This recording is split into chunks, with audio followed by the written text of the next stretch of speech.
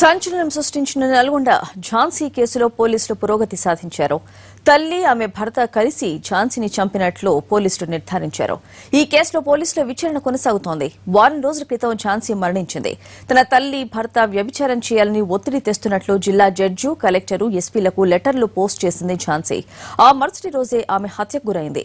ఆత్మహత్య చేసుకుందంటూ ఆమె భర్త, తల్లి అందరికీ చెప్పారు. పోలీసులకు కూడా సమాచారం అందించకుండా 2 గంటల్లోనే అంత్యక్రియలు కూడా ముగించారు. ఝాన్సీ లేఖలు బయటకు రావడంతో విషయం బయటకొచ్చింది.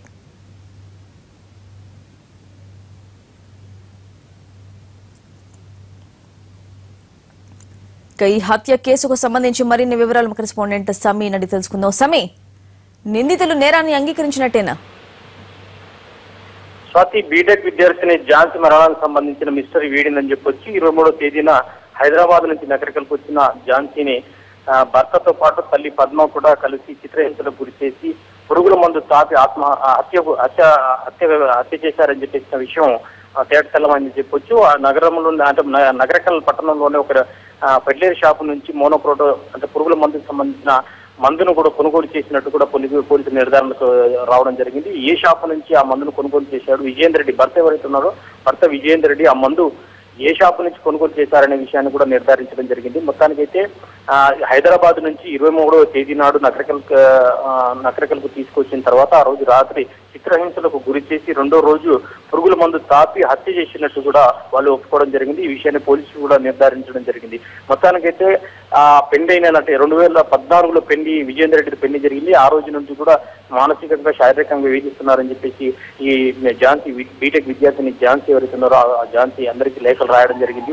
సిఐకి, జిల్లా కలెక్టర్కు, ఎస్పీకి, అలాగే జడ్జికి తో పాటు సీఎం కేసీఆర్, గవర్నర్ కూడా లేఖలు రాసినట్టు కూడా తెలుస్తా ఉంది. ఈ లేఖల ద్వారా ఝాన్సీ మరణం బయటికి రావడం జరిగింది. మరణించిన తర్వాత అంటే ఆ రోజు ఆత్మహత్యకు పాల్పడినట్టు కూడా చిత్రీకరించి పోలీసు కేసు కూడా లేకుండా తల్లి తర్వాత భర్త విజయేందర్ రెడ్డి ఇద్దరు కూడా కేవలం 2 గంటల వ్యవధిలోనే ఝాన్సీకి సంబంధించిన మృతదేహాన్ని నల్గొండ మండలం దీపకోట గ్రామంలో దహన సంస్కారాలు చేయడం జరిగింది.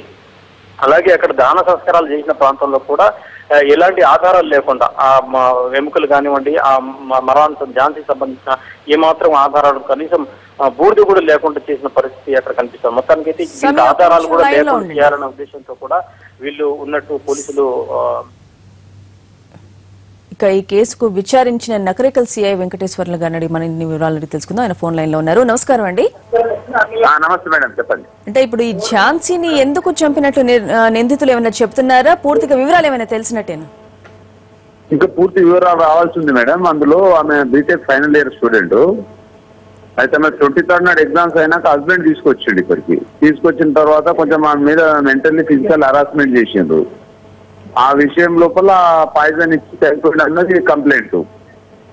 అయితే దాని మీద కేసు సుమోటోలో ఇన్వెస్టిగేషన్ చేసి విచారిస్తున్నాము. అందులో మదర్ స్టేట్మెంట్ రికార్డ్ చేశాము, ప్లస్ వాళ్ళ క్లాస్మేట్స్, ప్లస్ వాళ్ళ ఆమె ఎక్కడైతే రిసైడింగ్ చేసిందో హాస్టల్ వాళ్ళ స్టేట్మెంట్ కూడా రికార్డ్ చేసాము. కేసు ఇంకా ఫైనలైజ్ చేయలేదు మేడం, ఇంకా అండర్ ఇన్వెస్టిగేషన్ ఉంది.